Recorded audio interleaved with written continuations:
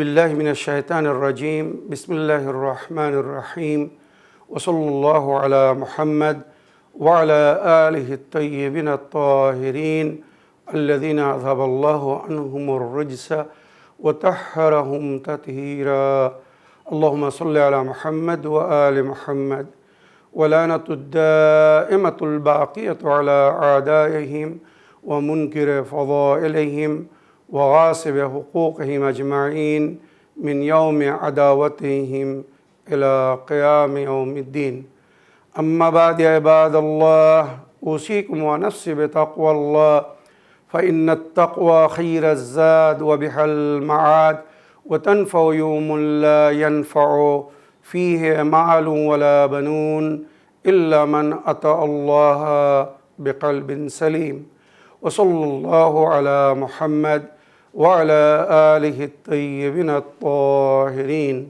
اللهم صل على محمد وآل محمد আমার প্রিয় দর্শক ও শ্রোতাবৃন্দ আসসালামু আলাইকুম ওয়া রাহমাতুল্লাহি ওয়া বারাকাতুহু।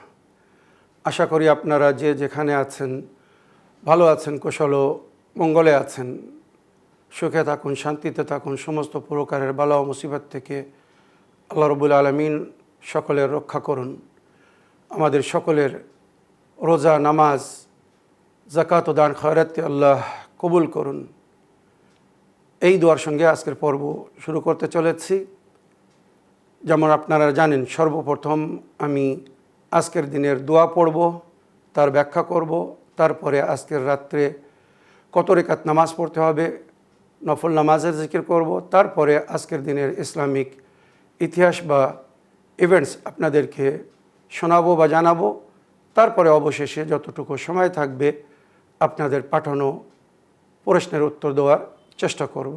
তো আসুন সর্বপ্রথম আজকের দিনের দোয়া পড়ি ও তার ব্যাখ্যা করি।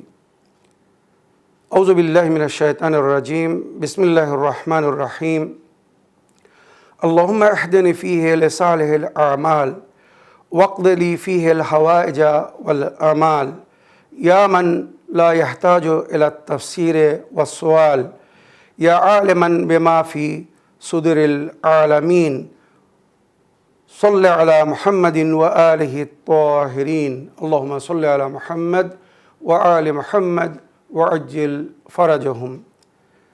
হে আমার প্রতিপালক আল্লাহ রব্বুল আলামিন, আমাকে হেদায়েত করুন, আমার মার্গদর্শন করুন বা করান। আজকের দিন লিসালিহিল আমাল, নেক কাজের দিকে, ভালো কাজের দিকে আমাকে ডাইরেকশন দিন, হেদায়েত দিন। আমি যেন আজ সমস্ত ভালো কাজ করতে পারি। সালেহুল আমাল মানে নেক কাজ করতে পারি। ওয়াকদি লি ফীহিল হাওয়াইজ ওয়াল আমাল, আজ আমার মনোকামনা আশাকে পূরণ করুন, আমার প্রয়োজনকে পুরো করুন। ইয়া মান লা ইয়াহতাজু ইলা তাফসীর ওয়াস সুআল, যার কাছে হয়তো প্রশ্ন করার বা বিবরণ বলার প্রয়োজন নেই, সে আমাদের অন্তরের খবর রাখে। আল্লাহ আমাদের সকলের, আল্লাহ রব্বুল আলামিন আমাদের সকলের অন্তরের খবর রাখেন, আমাদের প্রয়োজনকে আমাদের চেয়ে উত্তম রূপে জানেন, আমাদের মনোকামনা আশাকে উনি ভালোভাবে জানেন। সুতরাং আল্লাহ আমাদের হাজাতকে পুরো করুন, আমাদের মনোকামনা আশাকে পূরণ করুন। আপনার নিকটে বিবরণ বলার বা প্রশ্ন করার হয়তো প্রয়োজনও নেই, আপনি সবই জানেন। ইয়া আলেমান বেমাফি সুদুরিল আলামিন, বিশ্ববাসীর অন্তরে যা কিছু আছে আল্লাহ আপনি তো জানেন। সাল্লি আলা মুহাম্মদ ওয়া আলিহি তাহিরিন, মুহাম্মদ ওয়া আলি মুহাম্মদ আলাইহিস সালামের উপরে আপনার দরুদ ও সালাম হোক, সালাওয়াত ও সালাম হোক, রহমতের বর্ষণ হোক। আহলে বাইতের ওসিলায় আমাদের সকলের পক্ষে আজকের দোয়াকে কবুল করুন, আমিন ইয়া রাব্বাল আলামিন। আজকের দিনগত রাত 18ই রমজানের রাত হবে। আজকের রাত্রে 4 রেকাত নামাজ পড়তে বলা হয়েছে। মনে রাখবেন, 2 রেকাত করে দুবার পড়লে 4 রেকাত নামাজ হবে। এই 4 রেকাত নামাজে প্রতি রেখাতে সূরায়ে আলহামদ একবার আর 25 বার সূরায়ে কাউসার পড়তে হবে। ইন্না আতাইনাকাল কাউসার, মনে রাখবেন, একবার সূরায়ে আলহামদ আর 25 বার সূরায়ে কাউসার পড়তে হবে। 2 রেখাত করে 4 রাকাত নামাজ। নামাজের পরে তাসবিহ জাহরা সালামুল্লাহ আলাইহা পড়বেন। তারপরে নবী আলে নবীর উপরে মোহাম্মদ ও আলে মোহাম্মদ আলাইহিসসালামের উপরে দরুদ পাঠ করে নিজের ও নিজের পরিবারের জন্যে, আত্মীয়স্বজনদের জন্যে, আপনদের জন্যে দোয়া করবেন। আশা করি আমাদেরকেও দোয়াতে স্মরণে রাখবেন। এবারে আজকের দিনের ইসলামিক ইতিহাস বা ইভেন্টসে সর্বপ্রথম যে জিনিসের উল্লেখ হয়েছে সেটা হচ্ছে বদরের যুদ্ধ। মনে রাখবেন 17ই রমজান আজকের দিনে বদরের যুদ্ধ হয়েছিল, ইসলামের প্রথম যুদ্ধ এজিদের পূর্বপুরুষদের বিরুদ্ধে, যারা বুতপরস্ত ছিল, বানু উমাইয়া এবং আবু জাহেলের বংশের বিরুদ্ধে। আর এই যুদ্ধে বাজ রাওয়ায়াত হিসেবে আমি যুদ্ধের সংক্ষিপ্ত হিস্ট্রি এখানে আপনাদেরকে শোনাতে চাই। 17ই রমজান 2 হিজরিতে মদিনার বাইরে বদর এলাকায় এই যুদ্ধ হয়েছিল, তাই এটাকে বদরের যুদ্ধ বলা হয় বা লাইলাতুল বদর, পূর্ণিমার রাত্রে, পরিপূর্ণ চাঁদ যখন ছিল সেই রাত্রে এই যুদ্ধ শুরু হয়েছিল, ওই জন্য একে বদরের যুদ্ধ বলা হয়। এর 2টি কারণ। আর এই যুদ্ধের কারণ ছিল মক্কাবাসীরা, কুফার ও মুশরিকিনা মক্কা মুসলমানদের, মুমিনদের সঙ্গে যে দুরাচার বা দুর্ব্যবহার করেছিল, নবী করিম সাল্লাল্লাহু আলাইহি ওয়াসাল্লামের পরে যে মুসলমানেরা মক্কায় ছিল তাদের ঘর বাড়ি কেড়ে নিয়েছিল, ধন দৌলত কেড়ে নিয়েছিল, বা অনেকের ঘর বাড়ি জ্বালিয়ে দিয়েছিল, তাদের জীবনযাপন করার সাহারা জীবিকা সব কেড়ে নিয়েছিল, তাদেরকে দুস্থ করে দিয়েছিল, অসহায় করে দিয়েছিল। সেই অসহায় অবস্থায় তারা মক্কা থেকে প্রস্থান করে, হিজরত করে মদিনায় আসে। এই দুঃখ কষ্ট, তাদের অভাবকে দেখে প্রিয় নবী আল্লাহর কাছে দোয়া করলেন, আল্লাহ আমার উম্মতের হেফাজত করুন, এদের সমস্যার সমাধান করুন। সুতরাং ইতিহাস লিখছে নবীর দোয়া কবুল হয়েছে। জিবরাইল আমিনের মাধ্যমে খবর দেওয়া হলো মুসলমানদের ক্ষতিপূরণের জন্যে এজিদের দাদা শাম থেকে কুরাইশ, কুফারে কুরাইশ ও মুশরিকিন কুরাইশদের ব্যবসা বাণিজ্যের মাল নিয়ে ফিরে যাচ্ছিল, অনেক ধন দৌলত পয়সা ছিল। সুতরাং অনুমতি দেওয়া হলো রাস্তায় ধরে মুসলমানেরা নিজের ক্ষতিপূরণ নিতে পারে। সুতরাং এই যুদ্ধের কারণ ছিল মুসলমানদের ক্ষতিপূরণ। মক্কার কুফফার ও মুশরিকিনরা যারা মুসলমানদের ঘর বাড়ি জ্বালিয়ে দিয়েছিল, তাদের সব কিছু কেড়ে নিয়েছিল, আজ তাদেরকে অনুমতি দেওয়া হয়েছিল তোমরাও নিজেদের ক্ষতিপূরণ করে নাও। এই যে তেজারাত ব্যবসার মাল দৌলত নিয়ে যাচ্ছে এজিদের দাদা কুফফার ও মুশরিকিনদের মাল, মক্কাবাসীদের মাল, তোমরা আজ সেটাকে নিতে পারো। সুতরাং সেটাকে নেওয়ার জন্যে যে সংঘর্ষ হয় এটাকে বদর যুদ্ধ বলা হয়। এই যুদ্ধে মুসলমানরা বিজয় লাভ করে। মুসলমানদের সংখ্যা ছিল 313, পিওর খাঁটি মুমিনিন, মনে রাখবেন 313। তাই ওই জন্যে বলা হয়েছে যখন যুগের ইমাম জহুর করবেন আর এই বিশ্বে বিপ্লব সৃষ্টি করবেন, পরিবর্তন আনবেন, তো ওনার সাথী হবে 313 জন। আর কুফার ও মুশরিকিনদের তরফ থেকে যারা লড়তে এসেছিল, কেননা এজিদের দাদার সঙ্গে সঙ্গে মক্কায় খবর পাঠালো তোমরা যদি নিজের মালের রক্ষা করতে চাও তো তাড়াতাড়ি এসো, তো তারা এসেছিল। আর এদিক থেকে নবী নিজের সাহাবাদেরকে, সাথীদেরকে নিয়ে গিয়েছিলেন, তাদের সংখ্যা ছিল 313। আর ওদিকে মক্কা থেকে যারা এসেছিল তাদের সংখ্যা ছিল 900 বা 1000। মুসলমানদের দলের সেনাপতি বা নেতা ছিলেন প্রিয় নবী, ওনার নেতৃত্বে যুদ্ধ হয়েছিল। আর ওদিকে মক্কাবাসীদের তরফ থেকে যে নেতৃত্ব দিচ্ছিল সে ছিল আবু জাহেল, মূর্খদের বাপ আবু জাহেল, আমর বিন হেশাম মখদুমি, মনে রাখবেন কিছু লোকেরা ভুল বুঝে আছে, বা অনেকেই বলে আবু জাহেল নবীর বংশধারী ছিল বা সম্পর্ক হিসেবে নবীর চাচা ছিল। নবীর সঙ্গে তার কোনো সম্পর্ক ছিল না। মনে রাখবেন, আবু জাহেলের আসল নাম হচ্ছে আমর ইবনে হিশাম, আর মখজুম এই বংশ বা গোত্রের মানুষ ছিল আবু জাহেল, মনে রাখবেন। আর এই যুদ্ধে 14 জন মুসলমান শাহাদাত বরণ করেছিলেন, আর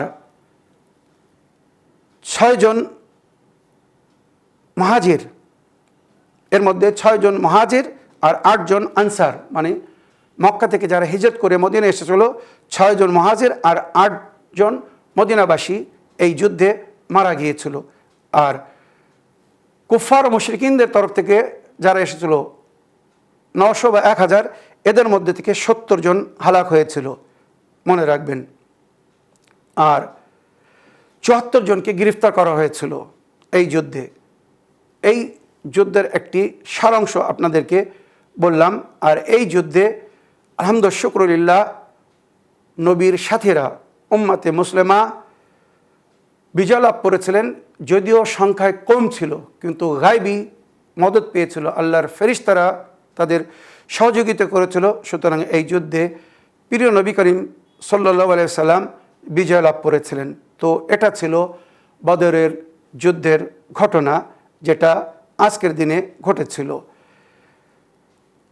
অনেক এজিদের পূর্বপুরুষরা এই যুদ্ধে মারা গিয়েছিল।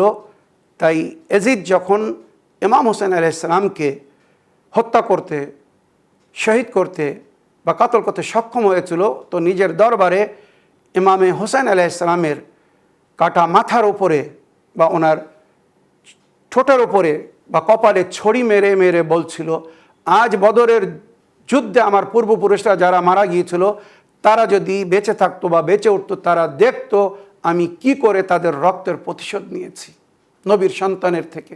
চিন্তা করুন। আর আজকের দিনের দ্বিতীয় ইভেন্টস যেটা হচ্ছে, যেটা আজকের দিনের জন্য লেখা হয়েছে, হিজরাতের 6 মাস পরে, হিজরাতের 6 মাস পরে নবী করিম সাল্লাল্লাহু আলাইহি ওয়াসাল্লাম আজকের দিনে মসজিদুল হারাম থেকে মসজিদুল আকসা, ফের ওখান থেকে আরশে ইলাহি গিয়েছিলেন। মানে এটা ছিল নবী করিম সাল্লাল্লাহু আলাইহি ওয়াসাল্লামের দ্বিতীয় মেরাজ। রমজান মাসের 17 তারিখের দিনগত রাত্রে নবী করিম সাল্লাল্লাহু আলাইহি ওয়াসাল্লাম দ্বিতীয়বার মেরাজে গিয়েছিলেন। এটাও ইসলামিক ইতিহাসে লেখা হয়েছে। নবী প্রথমবার মেরাজে গিয়েছিলেন শবে মেরাজ 27 রজবের রাত ছিল। ওখানে প্রকাশ্যরূপে নবুয়াতের ঘোষণার বা নবীর দিনের প্রচারের অনুমতি দেওয়া হয়েছিল। তারপরে নবী করিম সাল্লাল্লাহু আলাইহি ওয়াসাল্লাম বহুবার মেরাজে গিয়েছিলেন, যেটা ইসলামিক ইতিহাসে লেখা হয়েছে। নবী নিজের জীবনে কমসে কম 20 বার আল্লাহর সঙ্গে সাক্ষাৎ করার জন্যে মেরাজে গিয়েছিলেন। সমস্ত মেরাজের ঘটনা জিকির হয় না, শুধু প্রথম মেরাজের ঘটনা জিকির হয় 27 রজবের রাত্রের। তাছাড়া ইতিহাসে লেখা হয়েছে রমজান মাসের 17 তারিখেও উনি মেরাজে গিয়েছিলেন। আশা করি আজকের এই ইতিহাস বা ইভেন্টস থেকে আপনারা লাভবান হয়েছেন। এবারে আমি আজকে কিছু ইসলামিক সংবিধান রোজাদারদের জন্যে অতি প্রয়োজনীয় মাসলা, যেগুলো জানার প্রয়োজন আছে। বিভিন্ন লোকেরা বিভিন্নভাবে এই সমস্ত বিষয়ে প্রশ্ন করছেন, জানার জন্যে লিখেছেন। সুতরাং এখানে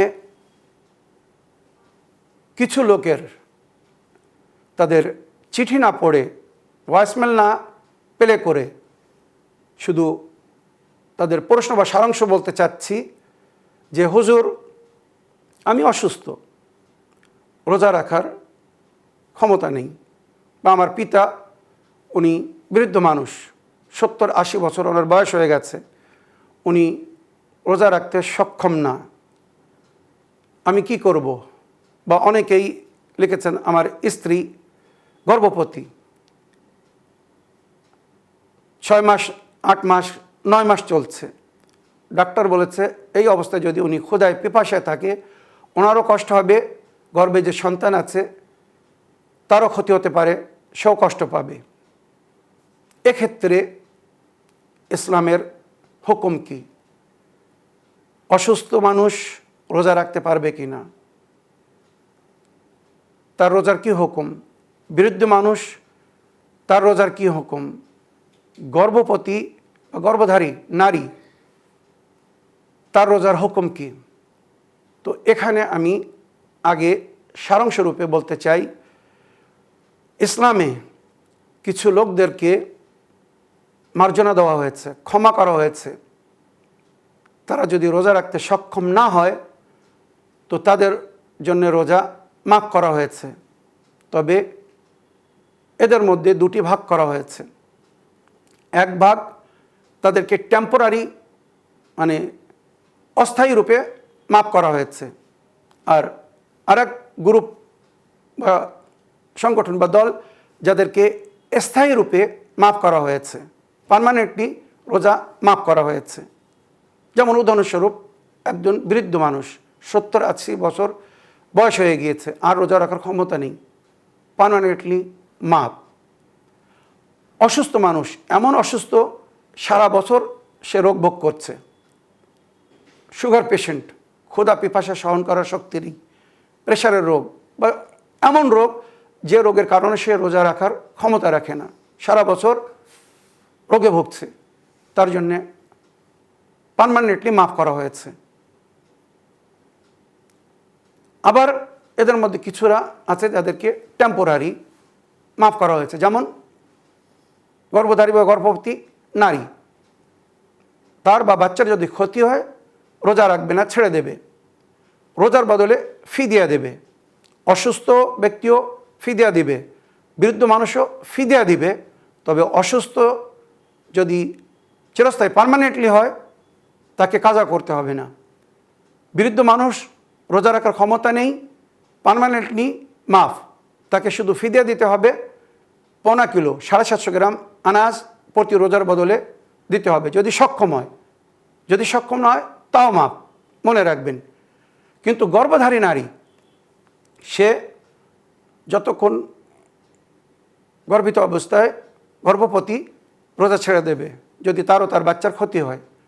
অনেক সময় বাচ্চা প্রসবের পরেও 1-2 বছর রোজা রাখতে পারে না, যখন বাচ্চা দুধ পান করে, দুধ শুকিয়ে যাওয়ার ভয়, দুধ অল্প হয়ে যাওয়ার ভয়, নিজে বা বাচ্চা কষ্ট পাবে, তো এই সময়ে তাকে ফিদিয়া দিতে হবে। কিন্তু পরে যখন সক্ষম হবে তাকে কাজা করতে হবে, মনে রাখবেন। এখন বর্তমান রোজা মাপ অস্থায়ীভাবে, টেম্পোরারি, কিন্তু পরে যখন সক্ষম হবে তাকে রোজা রাখতে হবে, ফিদিয়াও দিতে হবে, পরে কাজাও করতে হবে। এই হচ্ছে সংবিধান। আর কিছুদের জন্যে না কাজা আছে না ফিদিয়া, যেমন নাবালিগ, এখনও রোজা ফরজ হয়নি, তো এদের জন্যে না কাজা। অনেকেই মনে করে বাচ্চার বয়স 10-12 বছর হয়ে গেছে, রোজা রাখতে পারবে, ক্ষমতা আছে, কেন রাখবে না?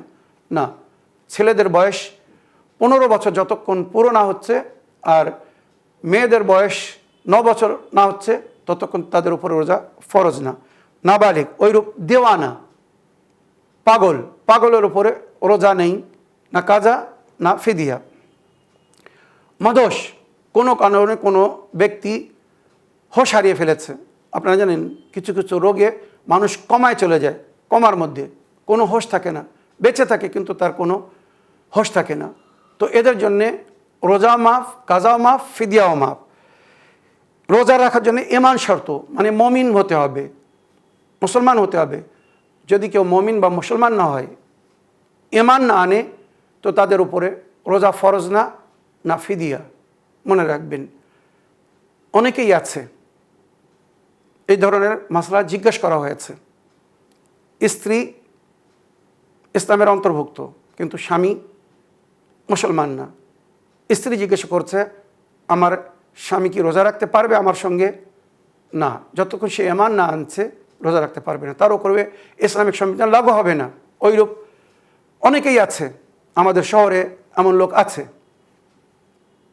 স্বামী ইসলামের অন্তর্ভুক্ত কিন্তু স্ত্রী ইসলামের অন্তর্ভুক্ত না। স্বামীর মায়া বা স্বামীরকে দেখে স্ত্রী রোজা রাখছে বা রাখতে চায়, রাখতে পারবে না, তার রোজা কবুল না। কারণ যতক্ষণ সে ইসলামকে গ্রহণ না করছে, কলেমা না পড়ছে, মুসলমান না হচ্ছে, তার উপরে ইসলামিক সংবিধান লাগু হবে না। যখন ইসলামিক সংবিধান লাগু হবে না, তো সে রোজাও রাখতে পারবে না, তার রোজা কবুল হবে না। ইয়া আইয়ুহাল্লাযীনা আমানু কুতিবা আলাইকুমুস সিয়াম কামা কুতিবা আলাল্লাযীনা মিন ক্বাবলিকুম লাআল্লাকুম তাত্তাকুন। হে বিশ্বাসীগণ, ইমানদারও তোমাদের উপরে রোজা ফরজ করা হয়েছে, লেখা হয়েছে। তো যতক্ষণ ইমানদার না হচ্ছে, তার জন্যে রোজা না। এই যে ইসলামিক সংবিধান বললাম, আশা করি এর থেকে আপনারা লাভবান হয়েছেন। এবারে আমি আপনাদের পাঠানো একটি প্রশ্নের উত্তর দিতে চাই। অতি গুরুত্বপূর্ণ প্রশ্ন করেছেন একজন ব্যক্তি। মৌলানা সাহেব, সালামুন আলাইকুম, আমি ওবায়দুল্লাহ বলছি বঙ্গোপসাগর থেকে। হুজুর সাহেবের কাছে জানতে চাই যে রোজা খোলার মানে ইফতারের সঠিক সময়ে কোনটি? যেটা শিয়ারা করে ওটা, না এদের সময়টি ঠিক? দয়া করে প্রমাণসহ বলবেন। আল্লাহ হাফিজ, ফি আমানিল্লাহ। ওয়ালাইকুম আসসালাম ওয়া রাহমাতুল্লাহি ওয়া বারাকাতুহু। জনাব ওবায়দুল্লাহ সাহেব, আপনার চিঠি লেখার জন্য আপনাকে অসংখ্য ধন্যবাদ জানাই। আপনি সঠিক জিনিস জানার জন্য সবসময় চিঠি লেখেন। আশা করি এর উপরে আমাল করবেন এবং অন্যদেরকেও এগুলো বলবেন। আমার সম্মানিত ভাই, আসুন আমরা কোরআনের কাছে জিজ্ঞেস করি, রোজা খোলার সময় কোরআন কি বলছে? তো সূরা বাকারা 2 নম্বর সূরা, আয়াত নম্বর 187। ইমাম মালিকি সাহেব এই আয়াতকে সূত্র করে নিজের বিখ্যাত বই মুআত্তার মধ্যে লিখেছেন।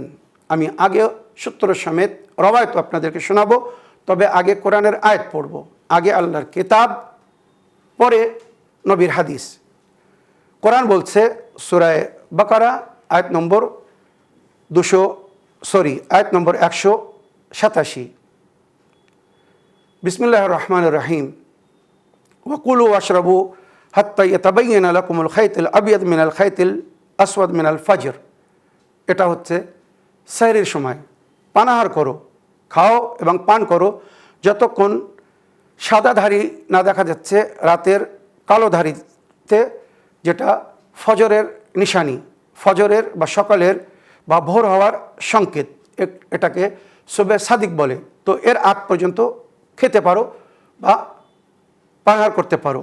এবারে যখন ফজর হয়ে যাবে, তারপরে আর কিছু খাওয়া যাবে না, মানে যেই আজান হবে ওখান থেকে পানাহার বন্ধ করে দিতে হবে।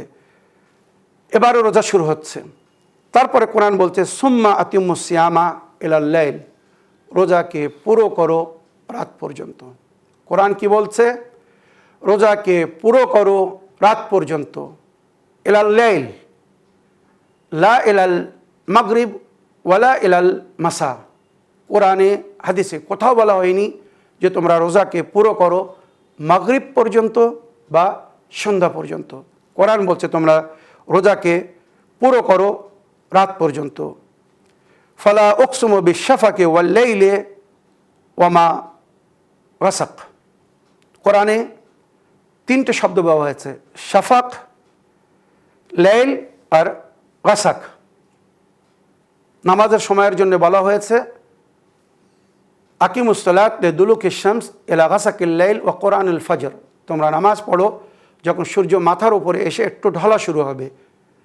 দুলুকিশ শামস, সূর্য যখন ঢলবে, জোহর তারপরে আসর। ইলা গাসাকিল লাইল, যখন রাতের অন্ধকারের দিকে প্রবেশ করবে। গাসাকিল লাইল মানে রাতের অন্ধকারের দিকে প্রবেশ করা, মনে রাখবেন। ওয়া কুরআনুল ফজর, ফজরের নিকটে। এবার এই শব্দের আমি ব্যর্থ করতে চাই।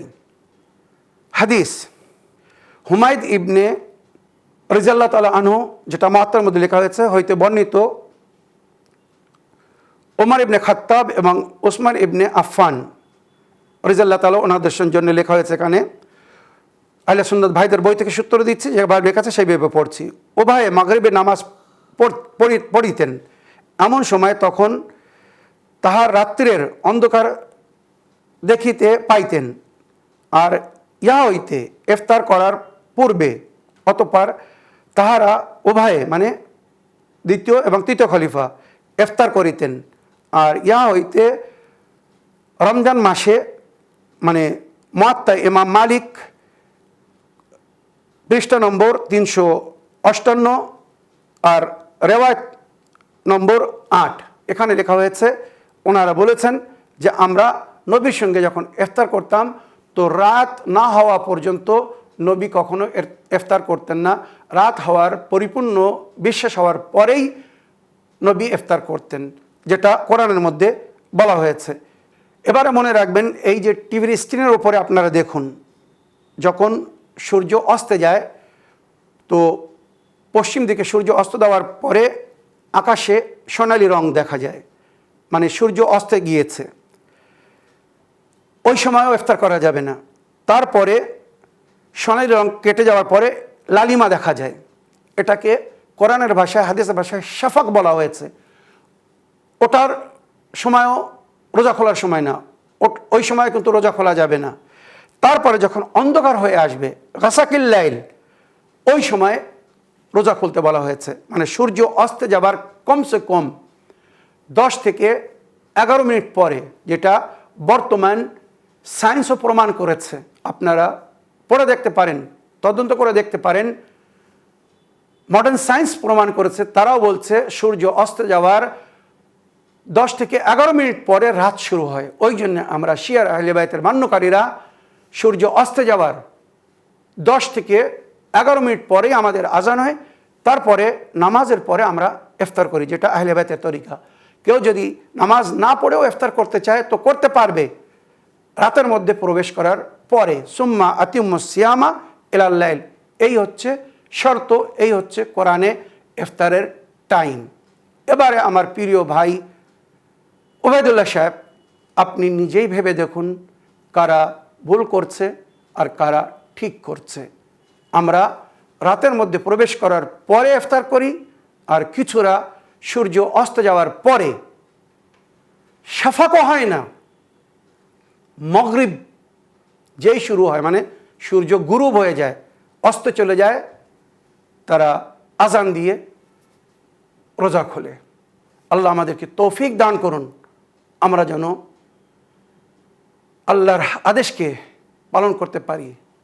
যে আল্লাহ আমাদের উপরে রোজাকে ফরজ করেছেন, সেই আল্লাহ আমাদেরকে সেহরির সময় বলেছেন, ইফতারের সময় বলেছেন। তো আমরা যেন সেহরির শেষ সময়ের আগে সেহরিকে ত্যাগ করতে পারি, আর ইফতারের সময় হয়ে যাওয়ার পরে ইফতার করি, রাত হওয়ার পরে যেন ইফতার করি, তার আগে যেন ইফতার না করি। মিথ্যা জালি হাদিসের মাধ্যমে কোরআনের আয়াতকে মিথ্যা বা ভুল প্রমাণ করার চেষ্টা করবেন না, আল্লাহ কিন্তু ছাড়বে না। আশা করি আমার প্রিয় বড় ভাইজান আপনার প্রশ্নের আপনি উত্তর পেয়েছেন। এই বলে আমার আজকের বক্তব্য এখানে শেষ করলাম। ওয়া আখিরু দাওয়ানা আলহামদুলিল্লাহি রাব্বিল আলামিন। আসসালামু আলাইকুম ওয়া রাহমাতুল্লাহি ওয়া বারাকাতুহু।